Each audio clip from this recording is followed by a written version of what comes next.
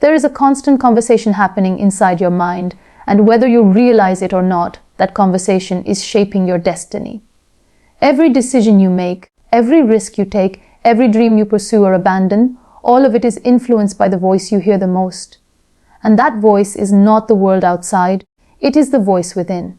Now here's the problem for many people, that inner voice has become their greatest enemy. It is the voice that tells them they are not enough. It is the voice that whispers, "Don't try, you'll fail. Don't speak, they'll laugh. Don't step forward, you'll regret it." That voice sounds so familiar, so convincing that we start believing it. And once we believe it, we don't even need enemies outside, because the enemy has already moved in and made a home inside our head. I want you to pause for a moment and ask yourself, how many times in your life did you lose a battle before it even began? Not because life said no, not because circumstances shut the door, but because your own inner voice convinced you that you couldn't. That is the tragedy of so many lives, of not that they lacked potential, but that they lacked control over their inner dialogue. You see, the human brain is wired for survival, not for success. It is constantly looking for danger, constantly alert to what might go wrong. That is why our inner voice often leans toward fear, caution, and negativity. It is trying to protect us, but in doing so, it also limits us. The same instinct that kept our ancestors alive in the jungle can keep us trapped in a mental cage today. That's why if you want to grow, if you want to rise, if you want to kill weak feelings, you must first learn to master that voice inside. But let me tell you something very important, that voice is not the truth. It is not the ultimate authority. It is not who you are. It is simply a reflection of your conditioning, your fears, your past experiences. And because it was created, it can also be changed. You do not have to accept every thought that passes through your mind as reality. You can choose which ones to believe, which ones to challenge, and which ones to silence. Philosophers and psychologists across centuries have said the same thing in different words. As a man thinketh in his heart, so is he. That means your inner dialogue becomes the script of your life.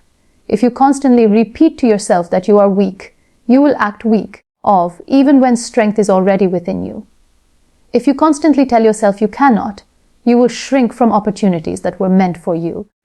But when you start speaking differently to yourself, when you start replacing the language of defeat with the language of resilience, you begin to reprogram the script and slowly the world outside starts reflecting the world you have built inside.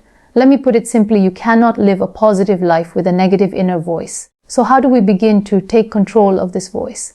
The first step is awareness. Most of us live on autopilot, never questioning the thoughts that pass through our minds. But the moment you start noticing your inner voice, the moment you hear yourself say, "I can't, I won't, I shouldn't," you create a gap. And in that gap there is power. You realize that you are not your thoughts. You are the observer of your thoughts. That single realization can change everything. The second step is intentional replacement. It is not enough to silence negative thoughts. You must feed your mind with empowering ones. Think of your brain as soil. If you don't plant good seeds, weeds will grow by default. That means every day you must choose the words you want your mind to echo. When the voice says, "I am not enough," replace it with, "I am growing stronger every day." When it says, "I can't handle this," answer back, "I have survived worse before, and I will survive this too." Over time, these new words become habits, and these habits reshape your reality. But I want to be clear, controlling the inner voice does not mean lying to yourself. It does not mean pretending that life is easy or perfect. It means choosing to be constructive instead of destructive. It means acknowledging difficulty without surrendering to despair.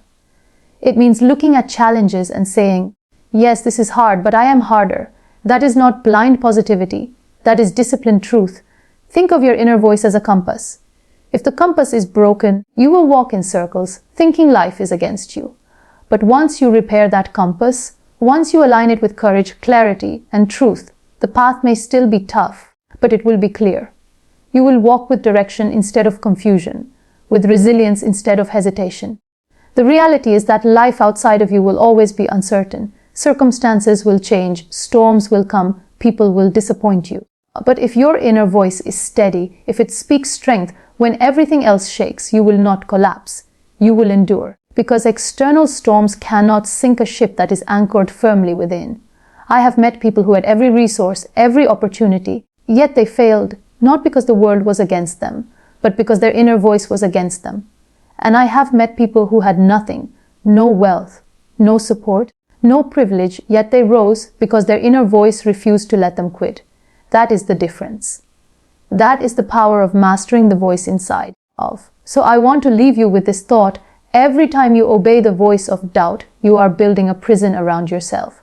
But every time you challenge it, every time you speak strength instead of weakness, you are breaking those walls down. And little by little, you set yourself free.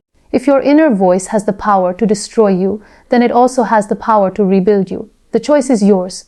Control the voice, and you control the direction of your life.